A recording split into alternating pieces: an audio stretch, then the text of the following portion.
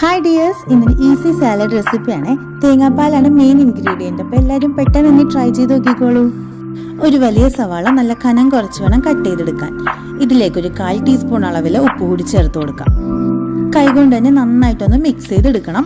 Mix ചെയ്ത് സവാളയ്ക്ക് നന്നായിട്ടൊന്ന് ഉടച്ചെടുക്കണം കേട്ടോ.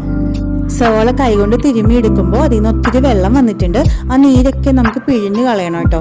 അല്ലെങ്കിൽ സവാള പച്ചയോടെ കഴിക്കുമ്പോൾ ഒരു ചെറിയ പൊള്ളൽ ഫീൽ ചെയ്യാറില്ലേ, അതൊക്കെ മാറ്റുന്നതിന് വേണ്ടിയിട്ടാണ്.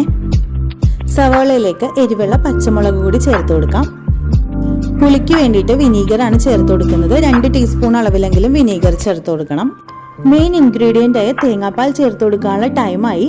തേങ്ങാപ്പാൽ നല്ല തിക്കായിട്ടുള്ള 1-ാം പാലാണ് കേട്ടോ എടുത്തിട്ടുള്ളത്. 1/2 കപ്പ് അളവിൽ മതിയാകും. ചേർത്തിട്ട് നന്നായിട്ട് മിക്സ് ചെയ്തെടുക്കാം. നല്ല ക്രീമി ടെക്സ്ചറിലുള്ള സാലഡാണ് റെഡി ആയിട്ടുള്ളത്. ചോറിൻ്റെ കൂടെയും ബിരിയാണിയുടെ കൂടെയൊക്കെ സൂപ്പർ ടേസ്റ്റ് ആയിരിക്കും.